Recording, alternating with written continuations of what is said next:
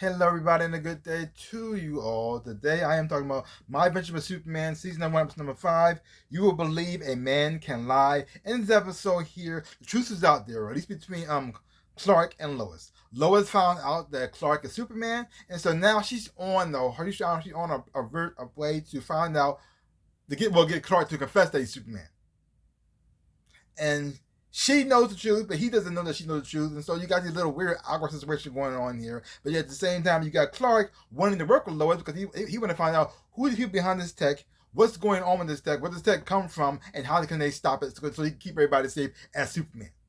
And she wants to know, and she trying to get him and Superman in the same room together to prove that they're the same person. And so you got that thing going on. Meanwhile, you got Jimmy working alongside Steve. And Steve just told Jimmy, "You're a Steve, buddy. You're a Steve." And you got Jimmy dealing with that. Dealing with the fact that his friends are getting closer and they're doing their own thing, leaving him behind. Still trying to hold on to the fact that they're the three musketeers that end this together. No secrets, no lies. They're all on one boat, but realizing they are not. They're forced to make decisions that really aren't that's good for him. And you also got Steve. I mean, you also got Jimmy finding out that Steve is the guy who's pretty much been trolling him online all this time. They're trying to debunk everything he puts out there. And the weird part is about this: Jimmy is the only one who actually is right. No matter how ridiculous this thing is, he actually is telling the truth. About the monkeys, about the aliens, that Clark's the alien, all this Superman, all stuff as well too. I mean, he knows all this stuff, and then that nobody listens to him. But he actually is the one who actually tells the truth. He actually the one who's actually on point. And it's so funny because he even mentioned earlier about the French monkey, about the French ape, and that's about too. And what he get kidnapped by? An ape, which I probably think is Mala, and most likely connected to the brain.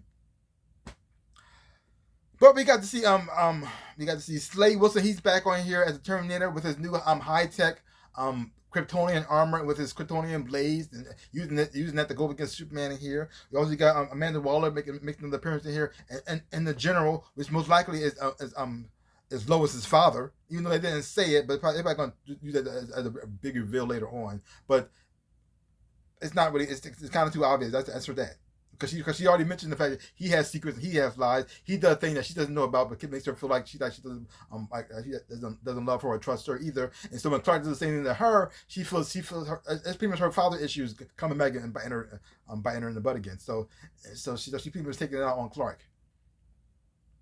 But we already know that this is just a little thing that you're going through right now, but you can tell they're going to get back together because the chemistry between these two characters is just too cute to have them like be angry at each other for so long. And eventually, Jimmy's going to find out the truth about this too. Most likely, they're probably going to tell him because they even show it in the opening theme song, but then all them three together working on Star Superman. I'm saying today because the show is called My Adventure with Superman now, so it most likely means they're all going to be part of this whole situation, this whole journey. And I actually do like the fact that they have Lois find out pretty quickly instead of having this drag on for a long period of time to the point that how can you not know? That's one thing about Lois Lane that's always been kind of weird. She's a Pulitzer Prize winning reporter, one of the best in the business, investigative reporter, so smart and could find out anything I was about to, but could not find out that Clark and Superman was the same person. Like, how could you not know? How could you not know? The fact that every time Superman shows up, Clark disappears. And when Superman goes out of space, Clark just goes away for a long period of time. And all of a sudden, he just comes out of nowhere. Like, hey, buddy, I'm back. I'm surprised he still has a job sometimes. But her finding out pretty soon and pretty early is very interesting because it also changes the dynamic. It also changes the relationship as well too. Because now I don't know exactly where this is going. I mean, I can tell that I know she's going to be mad at first because they've been hinting out her relationship she had with her father and all the trauma she dealt with that. And so you can tell that things going to end up coming back together, especially because Jimmy's in trouble now. They're going to have to put aside their differences to bring help this situation. But overall, the action scenes in here I thought was pretty good. We got introduction to a new character as well too, Heat Wave.